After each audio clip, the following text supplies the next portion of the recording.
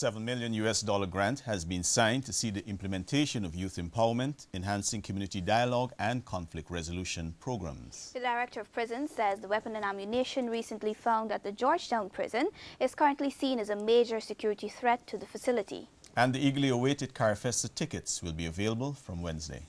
The details of these and other stories, business news, judiciary, and of course the latest sporting action in the Diamond Mineral Water and NCN Sport News, and more after these.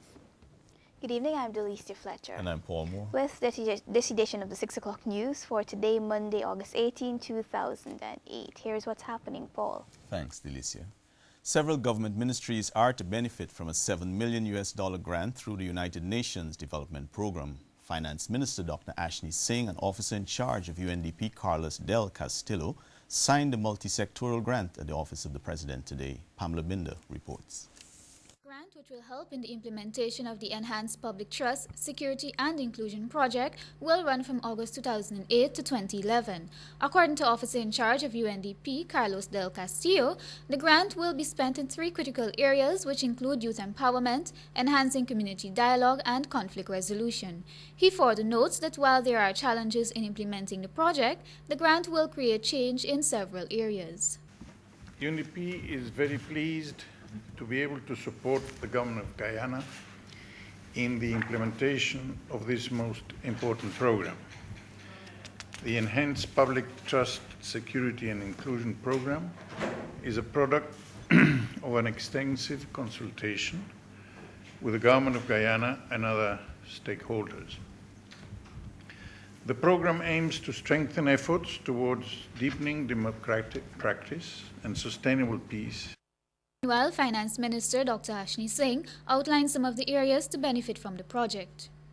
While the Government of Guyana has identified several line ministries and agencies to implement the project on our behalf, these include the Ministry of Culture, Youth and Sport, the Ministry of Labour, Human Services and Social Security, the Ministry of Local Government and Regional Development, the Ministry of Home Affairs, the Ministry of Education, as well as the regional and neighborhood democratic councils, village councils, non-governmental organizations, and faith-based organizations. This project falls on the heels of an evaluation of the Social Cohesion Program in 2006, which was implemented through the United Nations. The evaluation recommended a consolidation of deepening social cohesion and trust-building activities at the community level, an important element of the Enhanced Public Trust, Security and Inclusion Project. Reporting for NCN News, I am Pamela Binder. The sugar workers' strike has spread to the Albion estate even as talks continue between GAU and Gaisuco.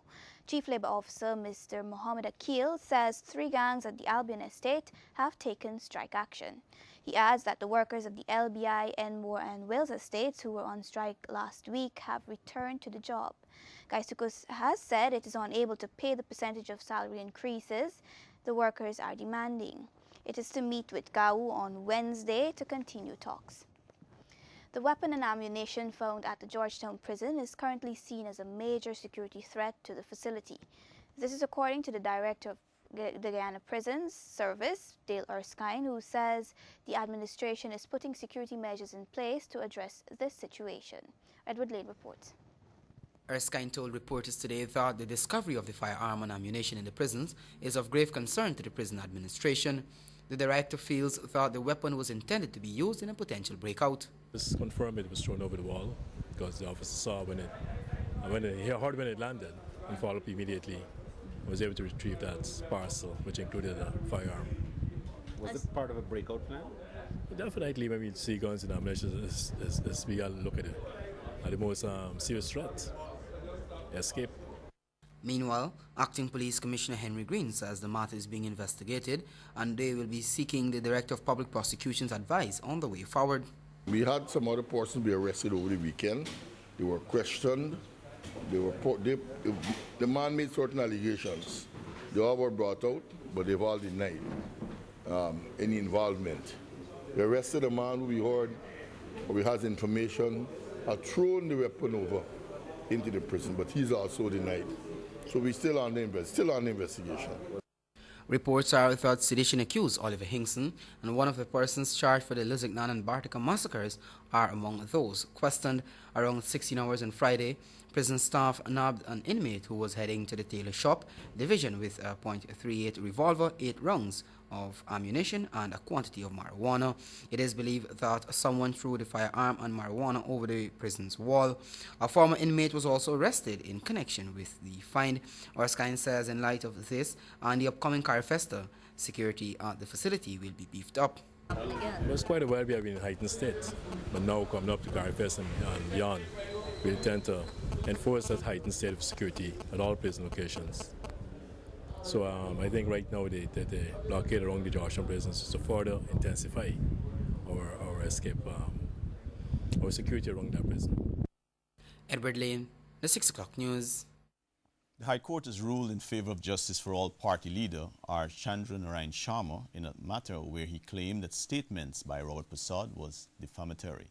Mr. Prasad, a former office of the president functionary and now the Minister of Agriculture, in 2000 had on MTV Channel 65 described the court matter involving Sharma and a minor as a rape case, while Sharma was in fact charged with indecent assault.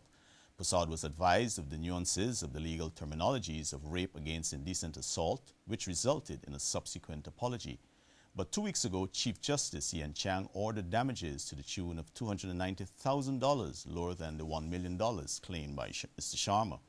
Sharma was in 2000 charged then for indecent assault of an underage child, where it was alleged that he made sexual advances deemed unnatural by the prosecution. The Transport and Hydraulics Ministry says it is doubling up efforts to ensure the main roads and Carifesta venue sites are ready come Friday. Minister Robeson Ben says the ministry will continue infrastructural works during this period. More in this Akila Jacobs report. Carifesta is some 4 days away, and preparation at Carifesta venues and works on some of the city's main roads are yet to be completed. And now the Public Works Ministry has to work at night to ensure that this is done. Minister Robeson Ben told NCN that several factors, including bad weather, have contributed to the delay. With respect to the roads, we've had some delays in terms of asphalting, but we are now on the case with respect to doing road repairs in Georgetown. You may see some road striping, road marking going on. On the gorges and the drains, we've been digging out and cleaning out the gorges and drains. This has been a bit delayed because we've had a lot of wet weather to the end of July, so we're behind the type of cycle we wanted for the event, but we're trying to push the work now. And this would involve some night work. So far, works have been completed in National Park, Sheriff, Church, and Hatfield streets. Minister Ben also disclosed that the ministry is supporting City Hall in its cleanup campaign. Meanwhile, the minister said infrastructural works in Linden, Kokwani, and Bartika have been delayed due to the prevailing wet season. Works in the Madhya area should start shortly. Reporting for the NCN News, Akila Jacobs. The eagerly awaited Carifesta tickets will be available from Wednesday. In Georgetown, tickets will be distributed at the National Cultural Center, Theatre Guild, Cliff Anderson Sports Hall, Sophia Exhibition Complex, and the Carifesta Secretariat.